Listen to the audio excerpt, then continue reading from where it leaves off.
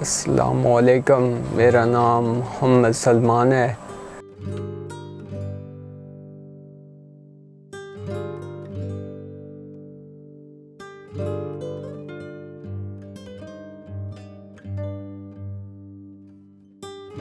जब ईद बकरीद ऐसा कोई इवेंट आता है तो मैं दिली तौर पे बहुत ज़्यादा परेशान हो जाता हूँ कि कल तक तो मैं ऐसे अपनी ज़िंदगी को जिया इंजॉय करता था, लेकिन आज लोग चल फिर रहे हैं, घूम रहे हैं, लेकिन मैं अपने घर में बंद हो गए रह गया।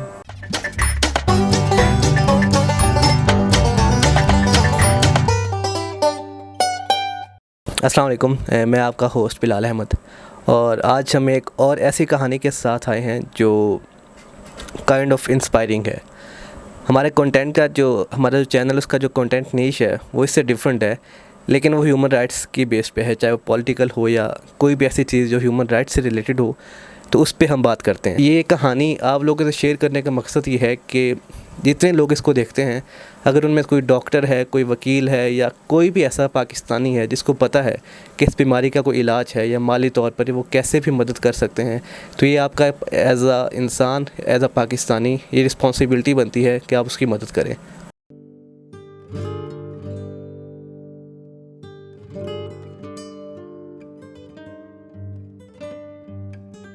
स्कूल तो मैं नहीं पढ़ सका इतना, लेकिन उसके बाद मेरी अम्मी ने मुझे दर्जियों के काम पे बिठा दिया। मैंने ख़ुद भी इज़हार किया कि मेरी शौक़ है, मुझे एक टेलर बनाओ।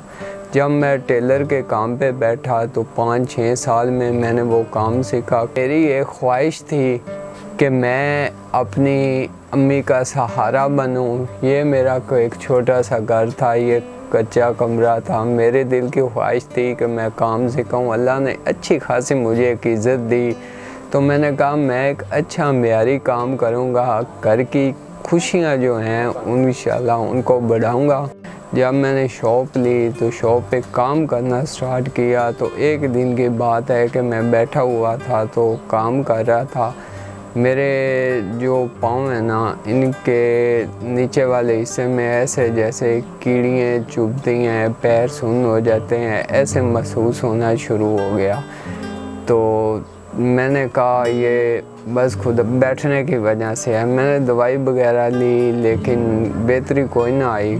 जैसे जैसे मैं काम करता गया, जब मैं चलता था ना, मेरे पैर ज़मीन पे घसीटना स्टार्ट हो गए। बाज़ औक़ात मुझे आगे से कोई चीज़ लगती थी तो मैं गिर जाता था, पैर मेरा अड़ जाता था। जब मैं गिरता था तो उठ बैठता था खुद ही।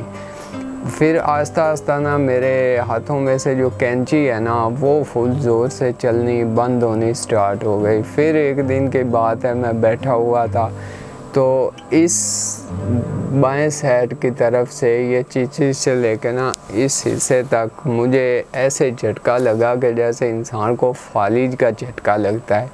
वो झटका जब लगता था ना तो वो कुछ सेकंड का लगता था, तो मेरा जो ये हिस्सा है ना ये सुन्न हो जाता था। मैं ऐसे ऐसे करता था, इसमें से खून भी आ जाता था, लेकिन ये मेरा फिर नॉर्मल हो जाता था। ये इस तरह की बात है कि जब मेरी बीमारी शो हो गई, उसका पता चल गया, फिर आए दिन मुझे लाहौर जाना पड़ता था। मैं खुद इतना मालदार तो नहीं था, मेरे पास गाड़ी भी नहीं थी, अपनी गनमेस भी नहीं थी कि मैं उस पे ईज़ी होकर चला जाऊं। मेरे साथ भी जाने वाला कोई नहीं था।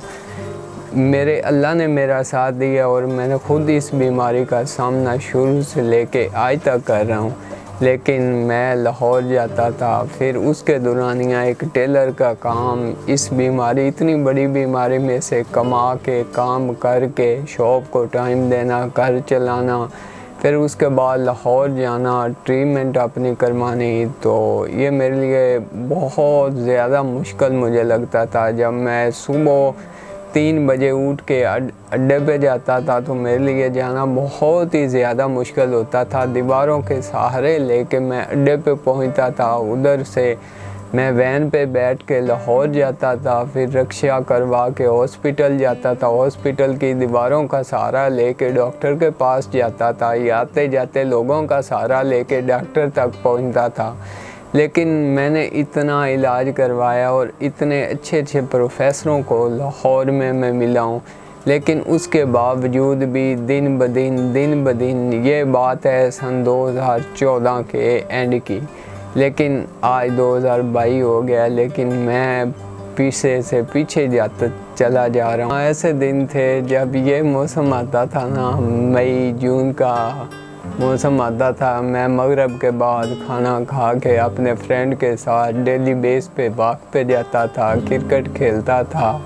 जब ऐसा मौसम आता है ना, दिली तौर पे मुझे बहुत ज़्यादा दुख होता है कि मैं कल तक ठीक था तो मैं खेलता था क्रिकेट भी और बाहर वॉक पे भी जाया करता था और बाहर दोस्तों के साथ वैसे भी सैरो तफरी करता था, घूमता फिरता था। ख़ास कर पे जब ईद बकरीद ऐसा कोई इवेंट आता है तो मैं दिली तौर पे बहुत ज़्यादा परेशान हो जाता हूँ कि कल तक तो मैं ऐसे अपनी ज़िंदगी को जिया इंजॉय करता था, लेकिन आज लोग चल फिर रहे हैं, घूम रहे हैं, लेकिन मैं अपने घर में बंद हो गए रह गया।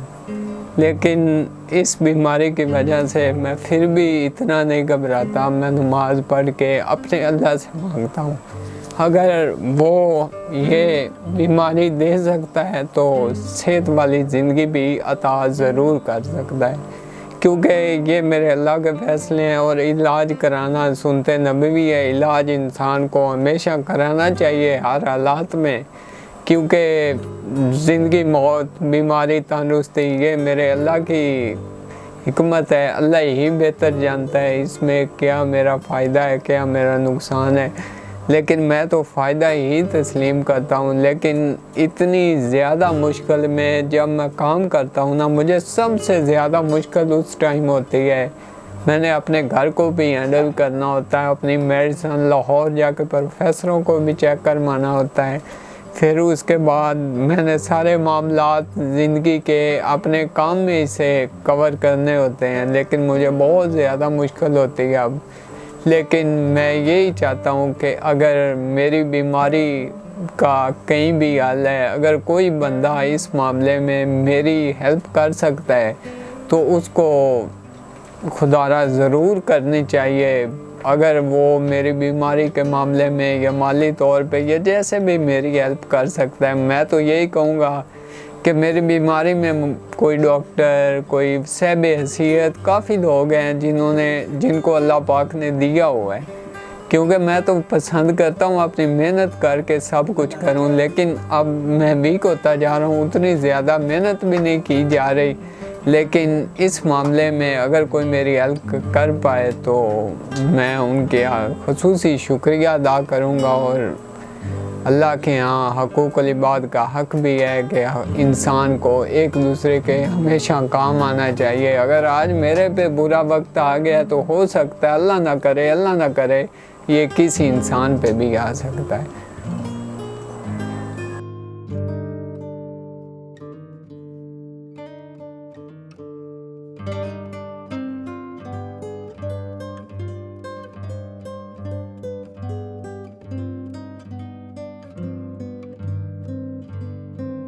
तो ये थी सलमान की कहानी।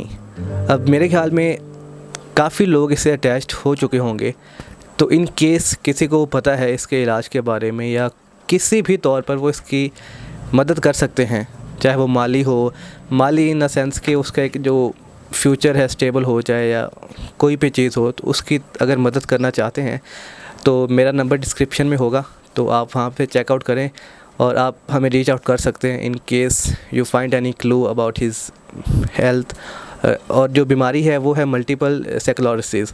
अब मुझे इस चीज़ का इतना इल्म नहीं है, एमएसपी कहते हैं, तो डॉक्टर्स जो सुन रहे हैं उनको इस बात का काफ़ी बेहतर अंदाज़ा होगा। तो कोई भी अगर मदद कर सकता है तो प्लीज़ हमें रीच आउट करें। आप सबके लिए नेक तमन्नाएं। अल्लाह हाफिज़।